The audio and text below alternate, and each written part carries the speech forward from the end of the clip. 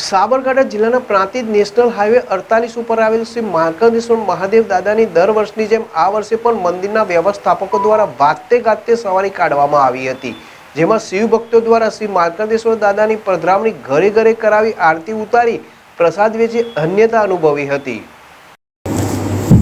National highway 8 ઉપર આવેલ પાંડવોના સમયથી અતિ પ્રાચીન મંદિર માર્કંડેશ્વર મહાદેવની આજે જન્માષ્ટમીના દિવસે પાલખી સ્વરૂપે નગર યાત્રા કાઢવામાં આવી હતી અને અગાઉથી નોંધણી થયેલ શિવભક્તોના ઘરે દાદાની પધરામણી કરવામાં આવી હતી। જ્યારે માર્કંડેશ્વર મહાદેવ દાદાની સવારી હવે વર્ષમાં 2 વખત નીકળે છે, જેમાં શિવરાત્રિ તથા જન્માષ્ટમી। એમાં શિવરાત્રિના દિવસે સવારી નાની ભાગોળ બજાર ચોક તથા ગામના અંદરના રૂટોમાં જાય છે, જ્યારે જન્માષ્ટમીના દિવસે હાઈવે એપ્રોચ રોડથી ભાંખરિયા વિસ્તારમાં આવેલ વિવિધ સોસાયટીઓમાં તથા દુકાનોમાં પધરામણી થાય છે। આમ આ વર્ષે પણ માર્કંડેશ્વર દાદાની સવારી દર વર્ષની જેમ ઢોલ નગારા સાથે વાજતે ગાજતે નીકળી હતી અને દાદાએ ભક્તોના ઘરે ઘરે જઈ આશીર્વાદ આપ્યા હતા। જ્યારે ભક્તો દ્વારા દાદાની પધરામણી કરાવી દાદાની આરતી ઉતારી પોતે ધન્યતા અનુભવી હતી, ત્યારે અગાઉ નક્કી કરેલ રૂટ ઉપર થઈ દાદાની સવારી ભક્તોના ઘરે ઘરે લઈ જવામાં આવે છે અને સંધ્યાકાળ પહેલાં દાદાની સવારી પરત મંદિરમાં પહોંચી જાય છે।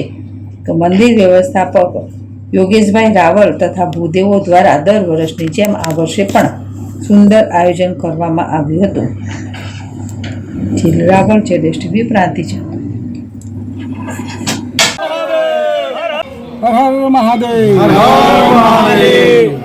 આજે આ જન્માષ્ટમી પર્વે શ્રી માર્કંડેશ્વર મહાદેવ મંદિરેથી દર વર્ષની માફક જન્માષ્ટમી પર્વે સોસાયટીના રહેણાંકોના દર્શનાર્થી ભગવાનની યાત્રા પાલખી સહિતની નીકળે છે અને સોસાયટીઓમાં જેણે પધરામણી નોંધે એમના ઘરે પધરામણી કરાવી કૃતાર્થ થાય છે।